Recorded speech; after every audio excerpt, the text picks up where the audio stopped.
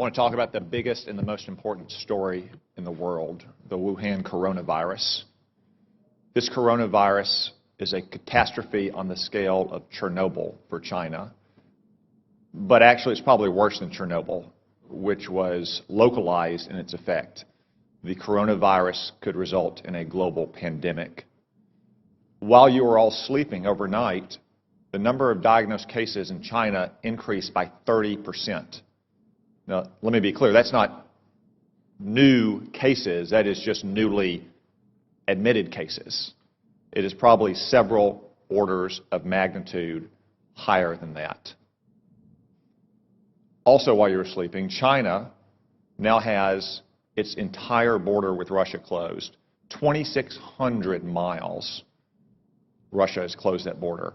El Al has shut down travel between Israel and China. Air France has shut down travel between China and France. And that's in addition to all the other countries that have already shut down travel. From what we know so far, and there's still many unknowns, this virus could have both a long incubation period, as much as 14 days, and individuals could be contagious while asymptomatic, which was not the case with SARS in 2003. Furthermore, from some cases, it appears the virus could be aerosolized, which means it doesn't require the kind of contact that you have with, say, a married couple kissing each other or a family living in close quarters in a hotel or apartment, but rather the distances we are all sitting apart right now. Yet China is still lying about all of this. They've been lying about it from the very beginning, and you don't need their history of lying about SARS in 2003, though it is relevant here. You just have to see what's happened over the last 2 months.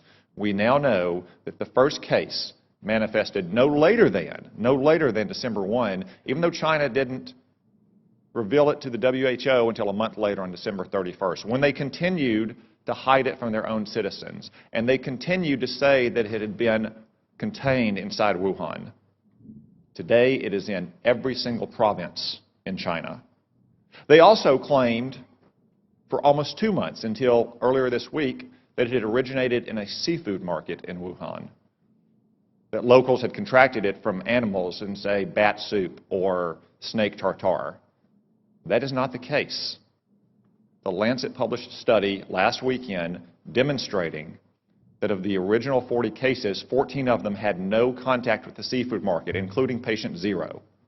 As one epidemiologist said, that virus went into the seafood market before it came out of the seafood market. We still don't know where it originated. Could have been another seafood market. Could have been a farm. Could have been a food processing company. I would note that Wuhan also has China's only biosafety level 4 super laboratory that works with the world's most deadly pathogens, to include, yes, coronavirus. Now, look at China's own actions. They have quarantined 60 million people, 60 million, more than the entire population of our West Coast.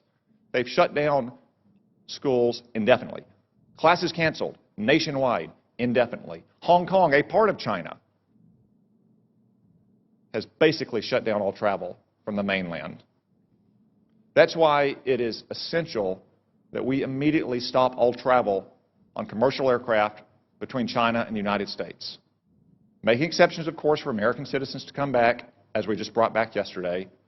Allowing essential trade to flow as long as crews on ships and aircraft are not allowed to go into the general population in America. And making exceptions, of course, for medical personnel to go into China to try to get a handle on this.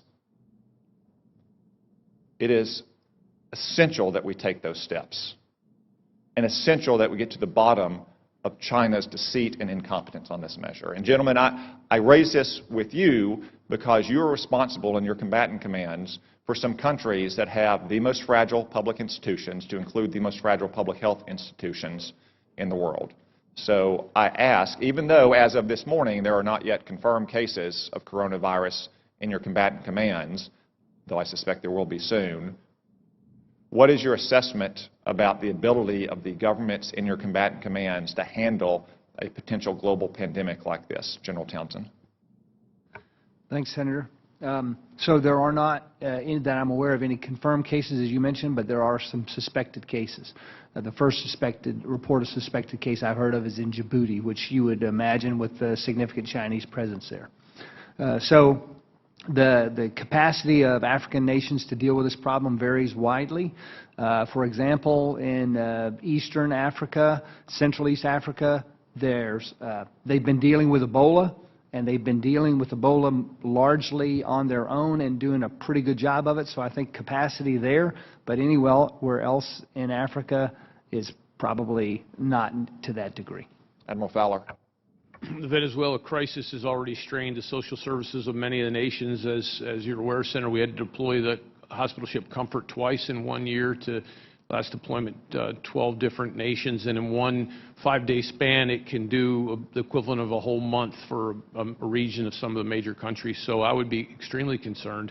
Like General Townsend, the capacities vary widely, but in many cases they're strained into the limit. I'd be very concerned if we saw this spread.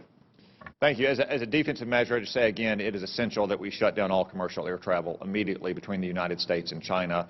As an offensive measure, because that probably won't stop it entirely, and because if it becomes a global pandemic, we have to deal with countries with very limited capabilities here.